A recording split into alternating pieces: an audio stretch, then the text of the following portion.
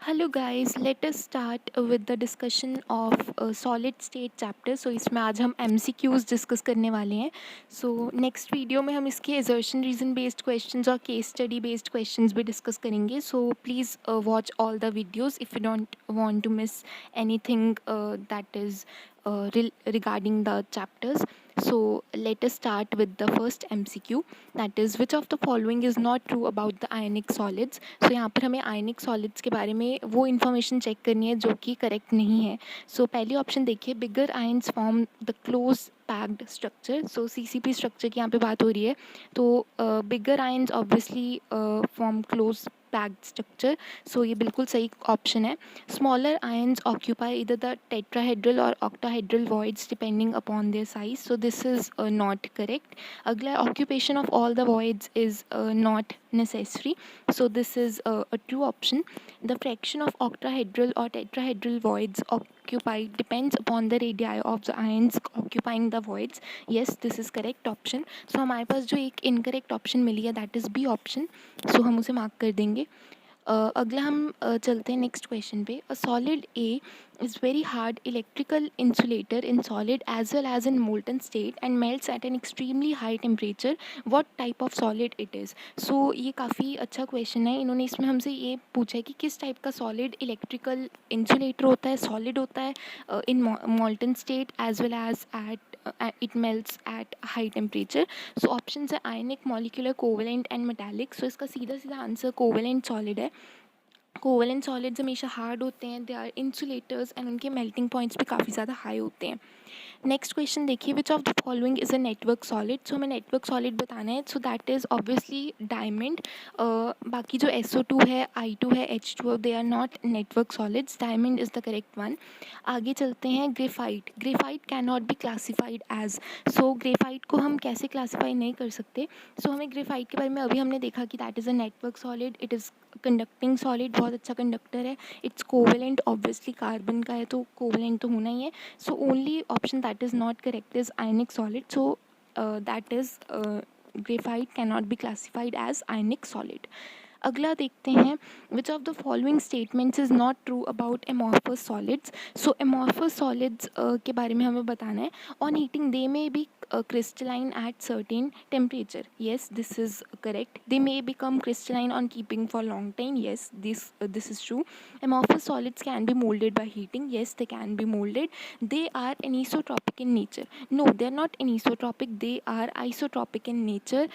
इनका short order होता है, शॉर्ट रेंज ऑर्डर होता है, एंड अरेंजमेंट भी इनका काफ़ी इरेगुलर होता है. That is not a regular pattern in their shape arrangement.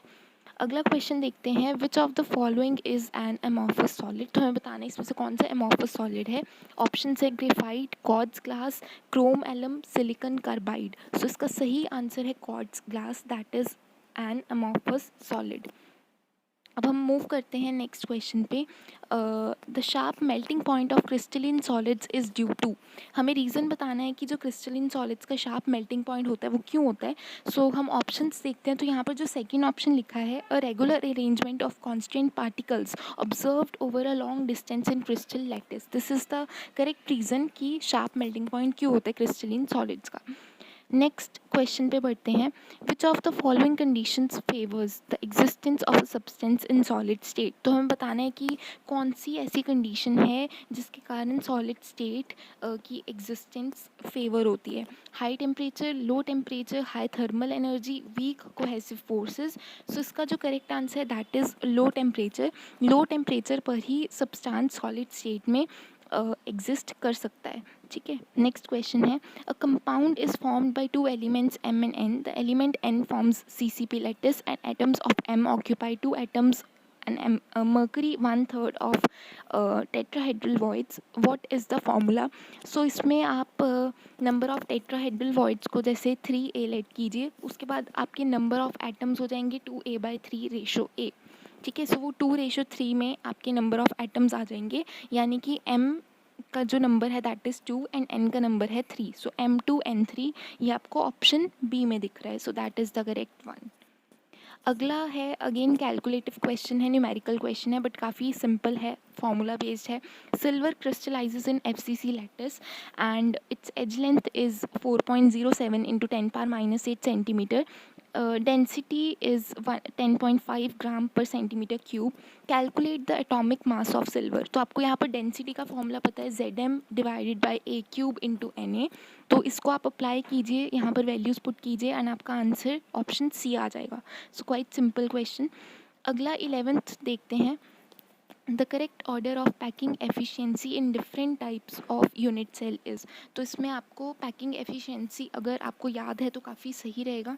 आप यहाँ पर चेक भी कर सकते हैं, जो FCC की पैकिंग एफिशिएंसी कैलकुलेट करने पे आती है दैट इज़ 74%, BCC की 68% आती है एंड सिंपल क्यूबिक स्ट्रक्चर की इट्स 52.4%. सो आप ऑब्वियसली ऑप्शन बी देखेंगे सबसे ज़्यादा FCC में, then BCC, then simple cubic. अब चलते हैं हमारे नेक्स्ट क्वेश्चन पे. The total number of tetrahedral voids in the face centred unit cell is. So हमें बताना है total number of tetrahedral voids. So total number tetrahedral voids it's twice. So आप देख सकते हैं FCC का जो Z होता है दैट इज़ 4. सो आप इसका ट्वाइस कर देंगे तो दैट इज़ 4 2 ज़ा 8. So option B is correct. अगले क्वेश्चन पे चलिए. The lattice site in a pure crystal can not be occupied by. So आप ऑप्शंस देखो, मॉलिक्यूल, आयन, इलेक्ट्रॉन, एटम. तो इसने हमसे पूछा है latest site in a pure crystal can not be occupied bye.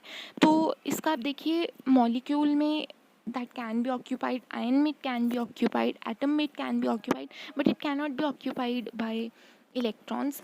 Electrons की सबसे पहले तो फ्री इलेक्ट्रॉन्स आपको ऐसे एग्जिस्ट करने मिलेंगे ही नहीं, तो वो ऑक्यूपाई कैसे कर सकते हैं. सो इसीलिए हमारा आंसर यहाँ पर इलेक्ट्रॉन है, that is C option. Next question. Which of the following statements is not true about hexagonal close packing.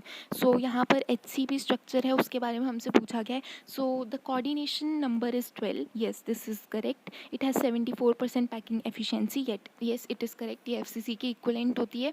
Next है tetrahedral voids of second layer are covered by spheres of third layer. Obviously this is also correct. And in this arrangement, spheres of fourth layer are exactly aligned with those of the first layer. No, no, no, this is not correct. They're not perfectly aligned, exactly aligned नहीं होते. So this is the incorrect option. इन्होंने हमसे incorrect option ही पूछी थी, तो हमारा D option answer आ जाएगा. ये आप फिगर भी देख सकते हो कैसे AB में इस तरह से आप स्ट्रक्चर देखकर समझ सकते हो. बाकी अब हम नेक्स्ट क्वेश्चन पे चलें. In which of the following structures coordination number for cations and anions in packed structure will be same.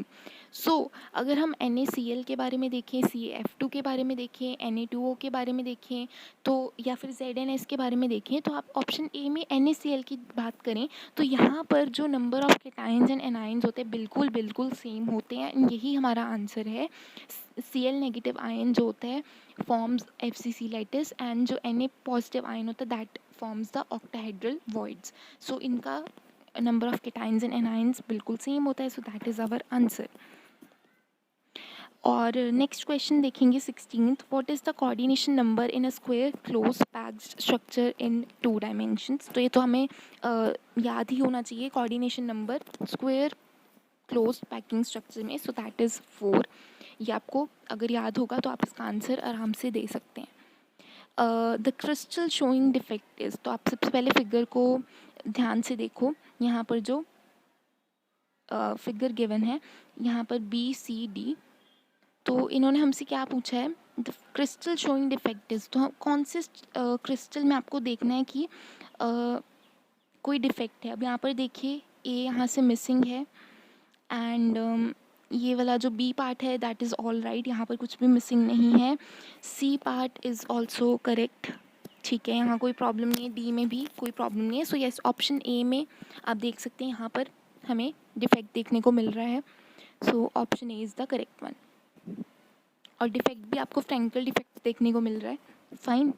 अगला चलिए, which stoichiometric defect does not change the density of the crystal. So this is a very important question and इसका answer है Frenkel defect. Frenkel defect में हमें कोई भी density change नहीं दिखता है.